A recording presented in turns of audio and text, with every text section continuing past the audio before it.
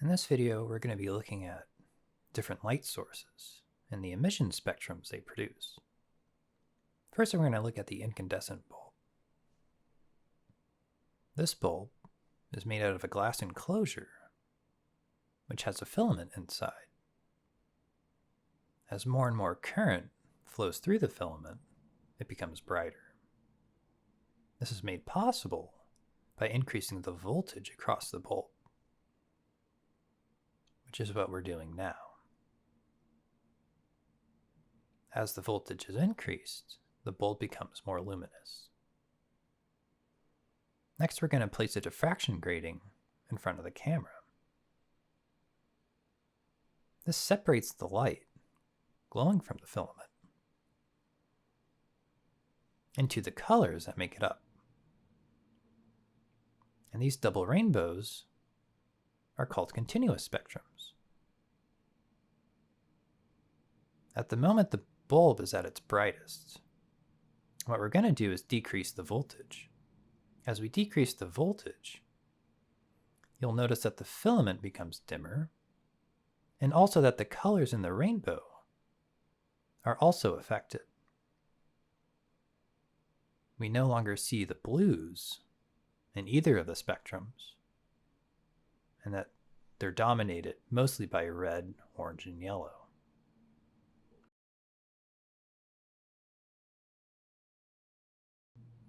So we're going to understand this by looking at a graph. On the left is a graph of energy radiated by the bulb, shown on the vertical axis, versus its wavelength on the horizontal. On the graph is a red curve. And this red curve, by looking underneath it, tells us all the wavelengths of light the bulb is radiating. At the moment, the bulb is mostly radiating red, orange, and yellow, which is what we see in the visible part of the spectrum.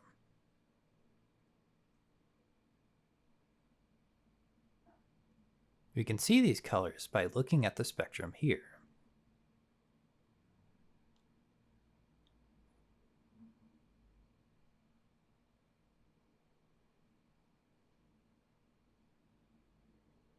Notice that the bulb is also radiating a lot in the infrared. Our eyes can't see infrared radiation, but we can feel it if we were to, say, touch the bulb with our hands. And so now we're going to increase the voltage across the bulb. And this is going to cause it to increase in brightness. And as a result, the energy output of the bulb will increase. Observe how the curve shifts as we increase the voltage across the bulb, and also how the spectrum produced by the bulb changes.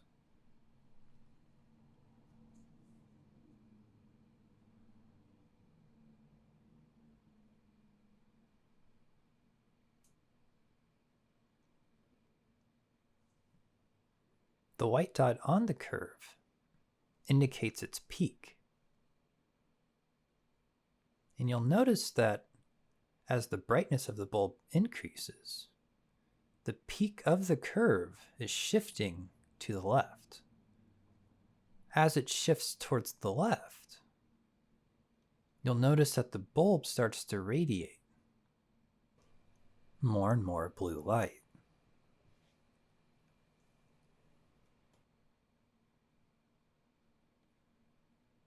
Which we then see in the spectrum.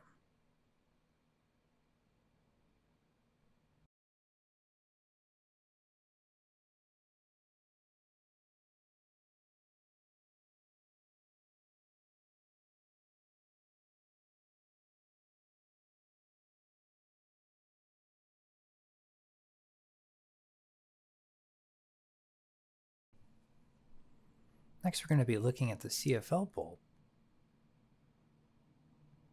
And the CFL is made out of a glass spiral tube. And inside the tube is a gas. Unlike the incandescent, the CFL does not have a filament. A voltage is supplied across the CFL. electrons flowing through the bulb collide with the atoms that are in the gas. When the electrons collide with the atoms, they transfer some of their energy. This causes the atoms to jump up to a higher energy level. When they're in a higher energy level, they're unstable, and so the atoms want to jump down from a higher energy level to a low one. As they jump down, they release their energy in the form of light.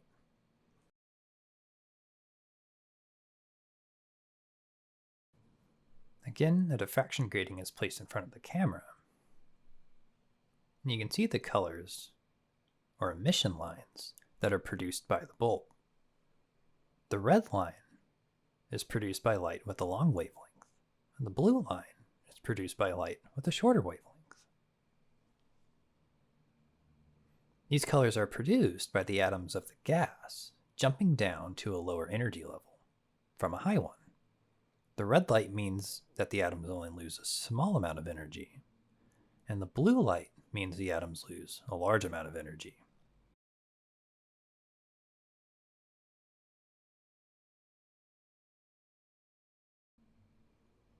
So a discharge tube containing hydrogen gas is shown below. And this tube works similarly to the CFL bulb. The only difference is that the glass isn't coated with phosphor, it's just clear. And so electrons are accelerated across a potential, and as they move down to the positive terminal, they collide with atoms of hydrogen. And so we're going to see how this works. To the left is a model of the hydrogen atom. It's made out of one proton in the nucleus, shown in red, and one electron, which orbits around the nucleus, shown in green.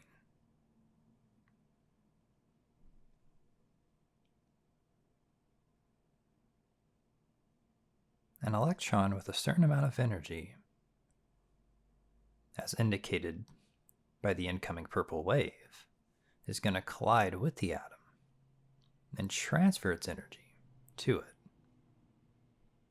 When it does this, this will excite the atom and cause the electron to jump up to the 6th energy level. This is like you having to go up this flight of stairs, where you're on the ground level, but then suddenly you jump up to the 6th step. More like pole vault up to the 6th step. The atom is now in an excited state, and this is like you being on the 6th step of the stairway. The atom is unstable when it's excited, and it wants to return to the ground state. In order to return to the ground state, the atom must shed some of its energy.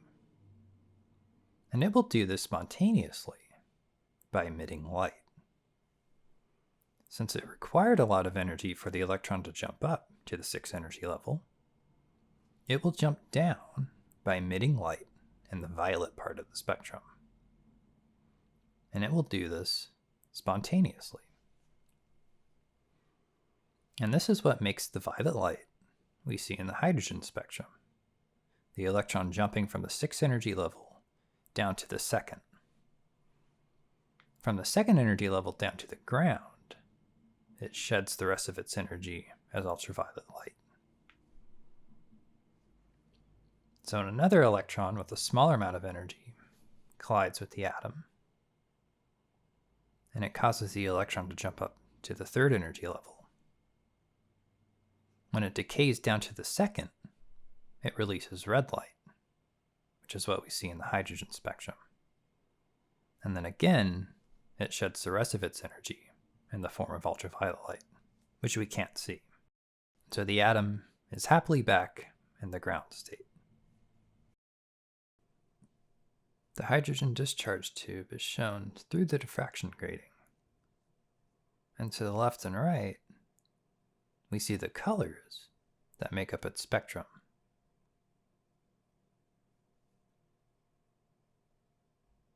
Together they make what's called the first order emission lines. When we combine all the colors that we see, they make the color that the discharge tube makes, shown in the center. And that's known as the central order.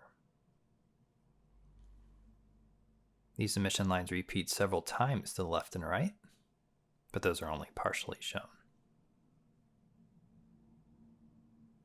Next, we're going to look at an unknown discharge tube. And this contains a gas, which will be left up to you to identify. And you will do this by looking at the emission lines and comparing them to a known database. And it's an interesting exercise to compare these lines to the ones produced by the CFL.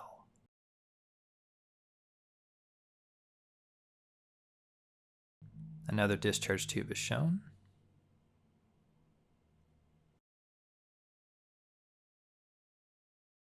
And again, by analyzing the first order emission lines, you will determine the gas contained within the tube.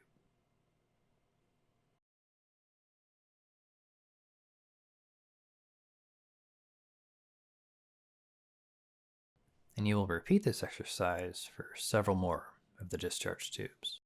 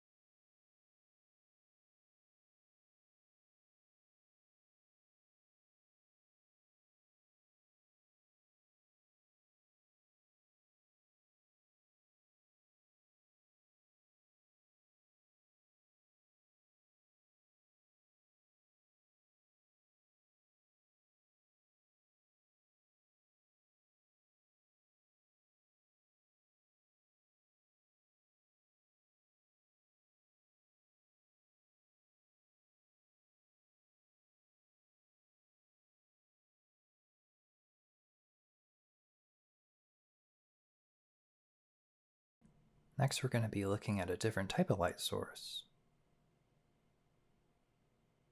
known as LEDs,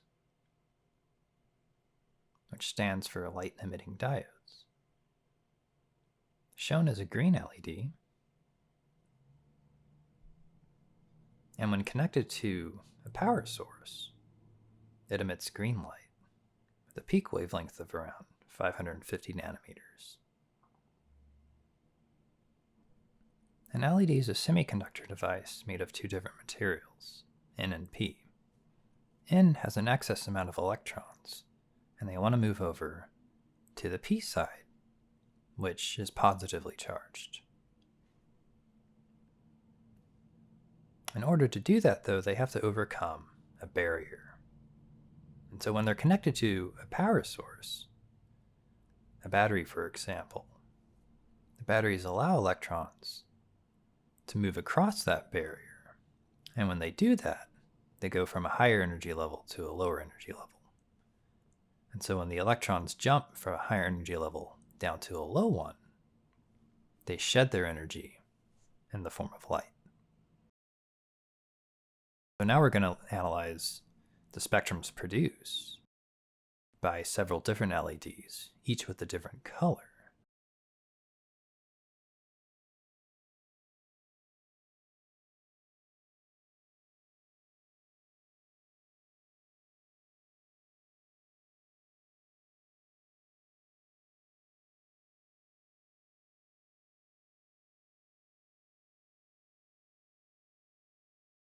You will look at these spectrums and compare them to the ones we observed previously from the CFL and incandescent bulbs.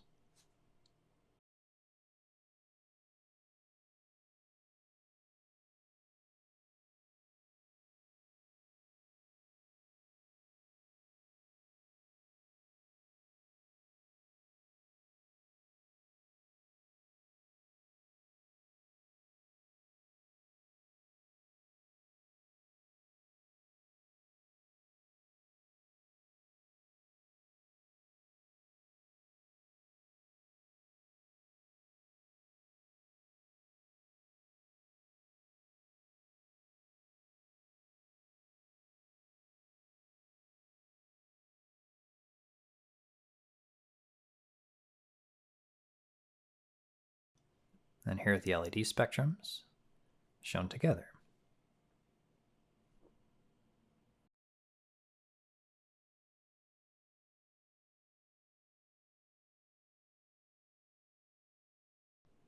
So in this video, we looked at different light sources and how they appear through diffraction grating.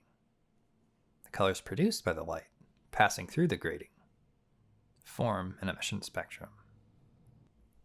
As part of the lab activity, you'll observe the emission spectrums produced by each of the discharge tubes and determine the gas contained inside them.